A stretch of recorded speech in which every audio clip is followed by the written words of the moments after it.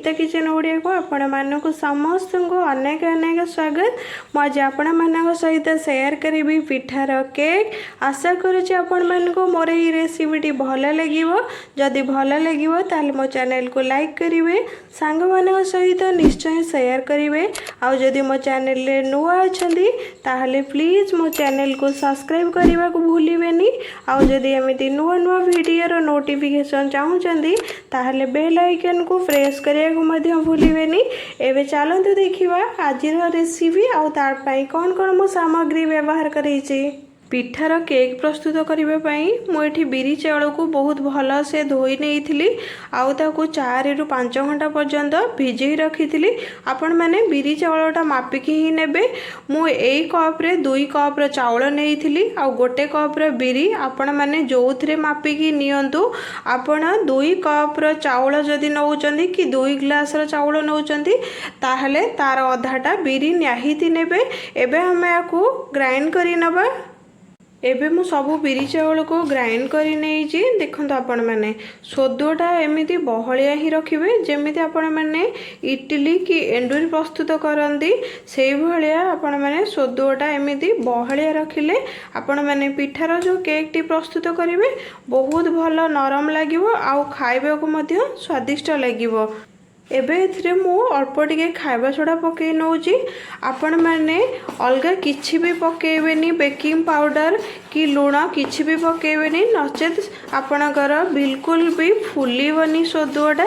सेतिपई आपण मैंने अल्प टिके खाइबा सोडा पकई नेबे आउ एको भल से पूरा 10 मिनिट पर्यंत घांटी नेबे। जेमिति आपण मैंने जेते समय घांटीबे सेते आपणकर पिठाटा नरम प्रस्तुत हबो आउ सोदुआटा मध्य बहुत भल से फुलिब। एबे एमिति घांटिला परे एको आमे पूरा भल से कवर करी नबा। एबे मु कवर करी नेइची सोदो को पूरा 10 मिनिट पर्यंत घांटी के कवर करी नेइची। एको आमे 10 ରୁ 12 घंटा पर्यंत छाड़ी दबा। आपण मैंने जदि राति रे प्रस्तुत करूचंदी ताहले पूरा राति सारा रखिबे, सकाळ पिठा प्रस्तुत करिवे ताहले खाइबा को बहुत स्वादिष्ट लागिवो। मिनिमम 10 ରୁ 12 घंटा निश्चय आपण मैंने रखिबे। एबे मु आपण मानको 10 ରୁ 12 घंटा परे देखौची सोदू को कवर करिवार एबे हमर पूरा 12 घंटा हो गलानी। एबे कवर काढ़ी कि आपण माने को देखौची जे हमर सोदूटा केते भल से फुली जी। देखंतु आपण माने केते भल से हमर सोदूटा फुली जाई जी कारण हमें अल्प टिके खाइबा सोडा पकईथिले ता सहित टोटल 12 घंटा हमर पूरा रही जी। एबे हमें प्रथमे सोदू को भल से घांटी नबा। देखंतु आपण माने एमिति आपण माने भल से घांटी नेबे ताहले हमर जो फुलिकी रही थिला सेटा मध्य नॉर्मल हे जिवो। एमिति भल से घांटी नबा मिनिमम 2 ରୁ 3 मिनिट पर्यंत। एबे देखंतु आपण माने एथिरे बिल्कुल भी पानी देबेनी, एमिति ही बहलिया थिबो ताहले हमर पिठार केकटा बहुत भल बनिबो आ खाइबा को मध्य स्वादिष्ट लागिवो। बिल्कुल आउ पानी आपण माने देबेनी एथिरे। एबे एथिरे अल्प किछि लुण आमे पकई नबा। जेतिकी हमर सोदू को दरकार सेतिकी ही लुण पकेबा पुणी भल से घांटी नबा। एबे सोदुरे मो अल्प किछि गुड़र यूज करिछि कारण हमर सोदुरे आमे केवल लुण पकईचे। जदि आमे गुड़ कि चीनी आपण माने मध्य यूज करि परिबे टिके खाइबा को भल लागिवो। आपण माने एकु मध्य एमिति पकेइकी भल से एबे आमे घांटी नबा। एमिति गुड़ पकईकी मध्य भल से मिसई नेबे जेमिति सोदु सहित गुड़टा बहुत भल से मिसी जिवो। गुड़ पकईकी सोदुरे भल से मिसला परे एबे मु आपण मानको देखौछि जे आमे पिठा कोथरे प्रस्तुत करिबा। पिठार केक प्रस्तुत करबा पई मु गोटे थाली उपरे 3टी टिफिन रखीछि। 3टी टिफिन आपण माने छोट बड़ जो साइज रा आपण टिफिन नै परिबे। टिफिन रे दबा पई मु 3टी कदली पत्र नेइछि ताको एमिति टिफिन साइज रे काटी नेइछि। आमे को एमिति टिफिन ऊपर रखी नबा।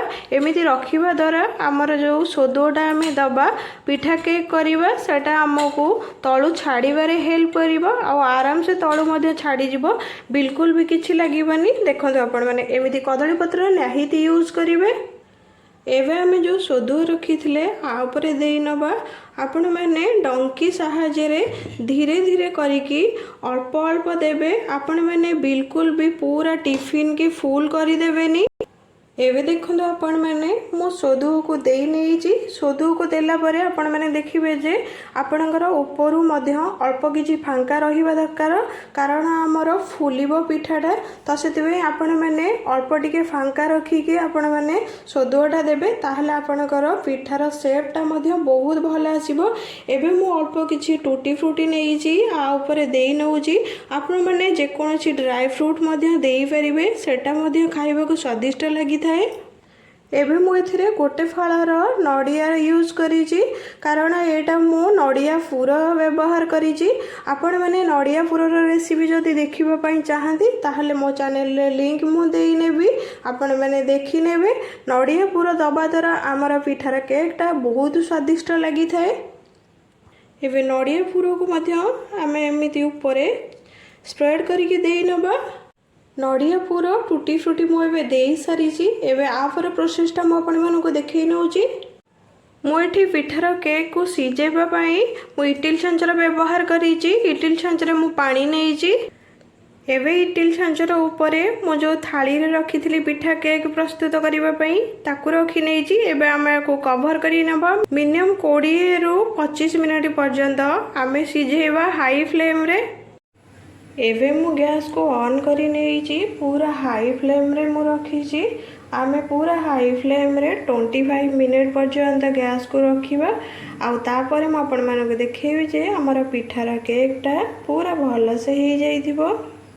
ପିଠାର କେକ୍କୁ ବସାଇବାର ଏବେ ଆମର ପୁରା 25 ମିନିଟ୍ ହେଇଗଲାଣି। ଏବେ ଆମେ ପ୍ରଥମେ ଗ୍ୟାସ୍କୁ ବନ୍ଦ କରିନେବା। ଗ୍ୟାସ୍କୁ ବନ୍ଦ କଲା ପରେ ମୁଁ ଆପଣମାନଙ୍କୁ କଭର କରିକି ଦେଖାଉ ନେଉଛି ଯେ ଆମର କେତେ ସୁନ୍ଦର ପିଠାର କେକ୍ ପ୍ରସ୍ତୁତ ହେଇଛି। ଦେଖନ୍ତୁ ଆପଣମାନେ କେତେ ସୁନ୍ଦର ପିଠା କେକ୍ ପ୍ରସ୍ତୁତ ହେଇଛି। ମୁଁ ଆପଣମାନଙ୍କୁ ଦେଖାଉଛି ମଧ୍ୟ ଭିତରଟା ଭଲସେ ଆମର ହେଇଯାଇଥିବ। ଏମିତି ଗୋଟେ ଟୁଥପିକ୍ ମୁଁ ନେଇଛି।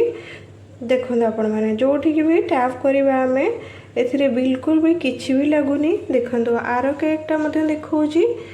ଦେଖନ୍ତୁ ଏଥିରେ ବିଲକୁଲ ବି କିଛି ଲାଗୁନି। ୟା ମାନେ ଆମର ପିଠାର କେକ୍ଟା ପୁରା ଭଲସେ ହେଇଯାଇଛି। ଏବେ ଆମେ ବାହାରକୁ କାଢ଼ି ନେବା ପ୍ରଥମେ, ଆଉ ଥଣ୍ଡା ହେବା ପାଇଁ 10ରୁ 11 ମିନିଟ୍ ପର୍ଯ୍ୟନ୍ତ ଛାଡ଼ିବା। ପିଠାର କେକ୍ ଏବେ ଆମର ଭଲସେ ପୁରା ଥଣ୍ଡା ହେଇଯାଇଛି। ଏବେ ଆମେ ଏହାକୁ ବାହାରକୁ କାଢ଼ି ନେବା। ବିଲକୁଲ ବି ଏଥିରେ ଛୁରୀର ଆବଶ୍ୟକ ନାହିଁ, କାରଣ ଏଇଟା ଆରାମସେ ତଳକୁ ଖସିଯିବ। ଦେଖନ୍ତୁ ଆପଣମାନେ ଏମିତି ହାଲକା ହାଲକା କରିକି ଟିକେ ଚାରିପଟକୁ ବାଡ଼େଇ ନେବେ। ଦେଖନ୍ତୁ ଆପଣମାନେ ପୁରା ଭଲସେ ଆମର ବାହାରକୁ ବାହାରିଗଲା। ଆମେ ଯେଉଁ କଦଳୀ ପତ୍ର ଦେଇଥିଲେ ସେଟା ମଧ୍ୟ ଆମେ ଆରାମସେ ବାହାରକୁ କାଢ଼ି ନେବା। ଦେଖନ୍ତୁ ଆପଣମାନେ କେତେ ସୁନ୍ଦର ଆମର କେକ୍ ପ୍ରସ୍ତୁତ ହେଇଛି। ଆଉ ଯେମିତି ମଧ୍ୟ ଦେଖାଯାଉଛି ଖାଇବାକୁ ଆପଣମାନେ ପ୍ରସ୍ତୁତ କରି ଖାଇବେ ସେମିତି ମଧ୍ୟ ଖାଇବାକୁ ଲାଗିବ। ଏବେ ପ୍ରଥମେ ଆମେ କଦଳୀପତ୍ରକୁ ବାହାର କରି ନେବା।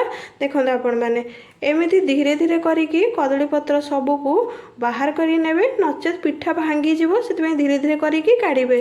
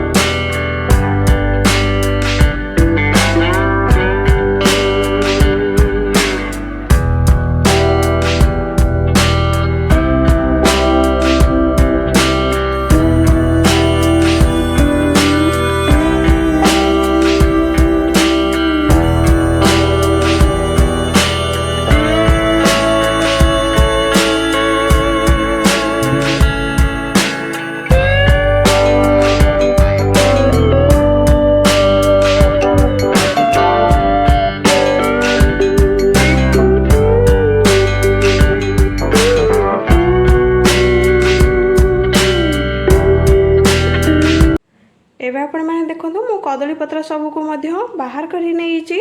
एबे हमर पिठा केक पूरा प्रस्तुत हेकी रेडी हो जाइची। आपण माने निहाती मोर ए रेसिपीटी ट्राई करिवे। आशा करूची आपण मानकु मोर ए रेसिपीटी भलो लागिवो। जदि भलो लागिवो ताले मो चैनल को लाइक करिवे, सांग मान सहित निश्चय शेयर करिवे। आ जदि मो चैनल ले नुआ अछनी ताले प्लीज मो चैनल को सब्सक्राइब करने को भूलिबेनी। आ जदि एमिटी नुआ नुआ वीडियो नोटिफिकेशन चाहूचंदी ताले बेल आइकन को प्रेस करिया को मध्यम भूलिबेनी। एबे रहूची जय जगन्नाथ। आसबे आ गोटे नुआ रेसिपी नहीं। नमस्कार।